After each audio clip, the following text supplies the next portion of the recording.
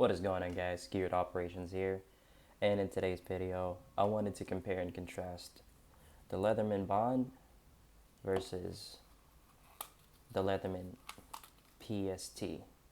So if you guys don't know, the Leatherman Pocket Survival Tool, which is this one right here, is the first multi-tool that we got that Leatherman offers. This was made 1983, like almost the same exact copy, but this specific one that I have is from 1997. So you're gonna see a little bit of different details from 1983 to 1992, and from 1994 up to 2002. That's when they started not imprinting the patent pending, because they already got the patent for it. So lots of people around the world have had these for the first time, and I know like their first impression probably is like, whoa, this thing is crazy. And in the 21st century, we got the updated version of the said PST, or Pocket Survival Tool, and this is the Bond. I've shown you guys this on my first video, and we're going to talk about the similarities and the differences between both. And from the first get-go, you're going to see that the Bond, you can actually put a not paper clip, but a pocket clip on it. And that seems to be like the main problem with the Leatherman tool, is you are limited to carrying it in your belt. But what if you're not wearing belt and you wanted to carry this? So that kind of limits it. A lot of people a lot of the new people have decided you can put a pocket clip on here from another tool, and kind of like retrofitting other pocket clips on this, until Leatherman made the side clip.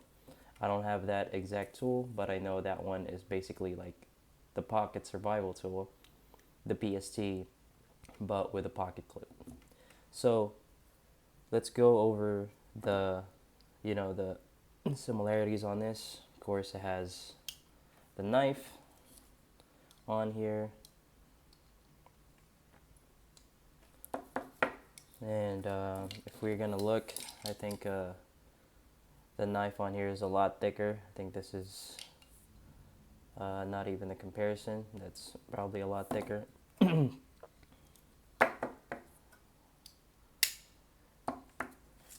And the combination tool, the screwdriver, and the small flathead Phillips, and a small flathead on this side. On this side, we lose the small flathead, and we got the combination tool and a dedicated flathead. And this is a really good update, if I'm gonna say, because if I'm gonna pick one of my favorite things about the Bond, it's that it has a longer Phillips screwdriver and a flathead driver than let's say the Wave, where it has a shorter bit driver. I kind of don't like that. If I need to reach into something, like this will actually help me reach into small spaces, crawl spaces. I'm sorry, I'm kind of had the cold and the flu going on right now, but I really want to compare and contrast this. So yeah, so we lose the small flathead driver on it. So now we're going to go on the other side of it. So on this side, we got a flathead and a pry bar, and of course we got the knife on this side. So the awl and the flathead and the pry bar is on the file side on the bond, but on the PST, it's on the knife side. So it's kind of nice um, that we can see the difference between both, and they're basically the same exact tool. Um, for what I'm gonna say, for when it comes to the pry bar, I think that both of them have literally almost the same exact metal that they use on this. I'm not entirely sure, but this is just literally the same exact. I think this is longer. That's about it. But these are some of the best pry bars that I've used on any multi-tools. They literally get the job done, opening stuff or kind of getting into panels and all that. Oh yeah, pliers. So when it comes to pliers, that's what I noticed. Like when it comes to pliers, as you can see, there's a significant amount of difference between them. So the pliers on the PST is a lot smaller, skinnier, and probably can get to a lot of places, but probably a little bit weaker than the Bond. The Bond is a lot beefier. Kind of have that zero tolerance on tip, but I'm not really sure. Um, so you can see, I'm not entirely sure if you can see that, but the jaws on this close, the jaws on the Bond close a lot smaller than the jaws on the PST. So yeah, I mean, these two tools are just phenomenal, and I think like either or. Oh, I made this video because I wanted to, you know, talk to the people that are just getting into collecting Leathermans and trying to get their first Leatherman. So if you're gonna get one, both of these you can find between, under $50 to when it comes to the PSE. I just bought one for under 29, under $30. And the greatest thing about this is like you can always find parts.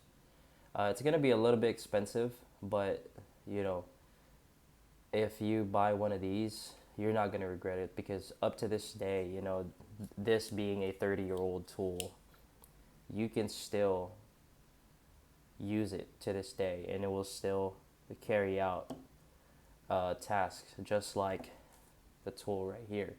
It basically never changed. It's just got, I think, a lot beefier and a lot more. I'm not gonna say compact, but a lot more pocketable. But yeah, that's about it. There really isn't much to. There's really not much difference between both, besides this one's just a hair skinnier and the tools are different, but overall they perform the same. They almost weigh the same, I think. With the pocket clip, I think this one weighs like an ounce or 0.4 ounces more. So yeah, definitely a good buy. Leatherman PSE is kind of coming up in price too. So if you really, with the sheath itself, that one's gonna be a lot more. But if you find one without the sheath, I think like you can get it for like $20-30. But with the sheath, I think $50 to $60. People are asking crazy amount for a PST with a sheath nowadays. So I think like the most viable option for collecting is this Bond, $50, because this is just great. I mean, if you really want to talk about cheap, these sidekicks with one-handed opening knife, they are selling for like $20-30 on eBay, but just get a new $50 Bond and you're not gonna regret it. You're gonna get 25-year warranty. With this one, you don't have warranty, so if you break it, you have to buy another one or find parts for it. And if you can't find parts for it, then you're stuck.